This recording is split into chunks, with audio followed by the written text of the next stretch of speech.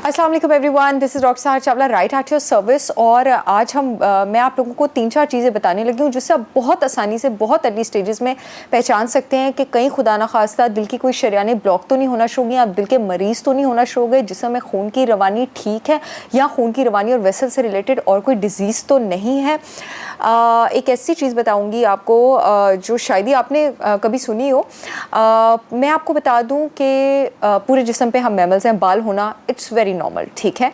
पैर के अंगूठे पे बाल होना इट इज़ वेरी नॉर्मल, बल्कि ये एक हेल्दी जिस्म की निशानी है खून की रवानी की। उसका मतलब ये है कि जो ब्लड फ्लो है वो बहुत ज़बरदस्त है, यानी हार्ट जो है, आपके जो पैर होते हैं वो दिल से सबसे ज़्यादा फासले पे होते हैं, यानी सबसे ज़्यादा टाइम पैरों तक खून को जाने में लगता है। इसका मतलब है कि बालों को क्या चाहिए, बाल आपके पास एक फॉलिकल है, ग्रोथ है, जिसको न्यूट्रिएंट्स चाहिए ग्रो करने के लिए, ठीक है। यानी न्यूट्रिएंट्स कौन लेके जाता है, ब्लड लेके जाता है, ऑक्सीजन और न्यूट्रिएंट्स किसी भी चीज़ के ग्रो करने के लिए। इसका मतलब है कि पैर तक ऑक्सीजन और न्यूट्रिएंट्स ठीक तरह पहुंच रहे हैं तो अंगूठे पे और टांगों पे बाल आ रहे हैं। अब कुछ लोगों को वैसे ही नहीं होते हैं तो उसका मतलब नहीं है कि आपकी सर्कुलेशन ख़राब है, ठीक है। लेकिन अगर आपको हैं और सडनली गायब हो गए हैं और आपने 40s या 50s क्रॉस कर लिया है, 90% चांसेस है कि सर्कुलेशन का इशू आपको होना शुरू हो गया है। अब वो दिल की तरफ से भी प्रॉब्लम हो सकता है, या फिर वो हो सकता है कि आपके पास पेरिफेरल आर्टीरियल डिजीज़ हो, PAD हो, क्योंकि हमारे यहाँ पे खासकर एशियन सोसाइटी में 60 to 65% ऑफ पॉपुलेशन को हो जाता है आगे जाके। और ये आपके पास हार्ट डिजीज़ और स्ट्रोक की बहुत बड़ी रीज़न है अगर आपके पास सर्कुलेशन अच्छी नहीं होती।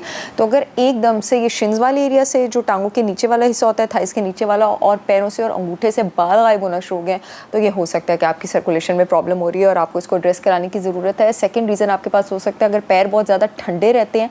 अच्छा, कोल्ड स्ट्रेस एक अलग चीज़ है, हीट स्ट्रेस और कोल्ड स्ट्रेस वो चाइनीज़ मेडिसिन में जिस पर मैं अक्सर बात करती हूँ, that is a different thing, ठीक है। मगर पैर अगर बहुत ज़्यादा ठंडे हैं कि गर्मियों में भी आपको जराबें पहननी पड़ी हैं, मेरी तरह नहीं, मैं गर्मियों में वैसे ही जराबें पहन के रखती हूँ, कई डॉक्टर साहब ने पहनी होती है अपने पैर प्रोटेक्ट करने के लिए, मेरी मामा ने मुझे बचपन से आदत डाली हुई है, ठीक है। लेकिन अगर आपको सर्दी लगती है और आपने गर्मियों में भी जराबे जो हैं वो पहन के रखनी है, तो इसका मतलब है खून गर्मी लाता है ना, रवानी जो होती है, सर्कुलेशन गर्मी लाती है, इसका मतलब है वहाँ पे खून की वो कम है। तो ये भी एक साइन हो सकता है। आज सिंपल साइंस की बात करूँ, मुश्किल साइंस की फिर कभी बात करेंगे। एक और साइन आपके पास ये हो सकता है, मैंने डायबिटीज़ पे जब वीडियो की थी मैंने बताया था अगर पैरों में सेंसेशन ठीक नहीं जाती, टिंगलिंग रहती है, नमनेस रहती है, आपके पास नर्व डैमेज की निशानी भी हो सकती है। और ये साथ ही साथ आपके पास इस बात की भी निशानी हो सकती है कि खून की रवानी जो है आपके उस एरिया में ठीक नहीं है।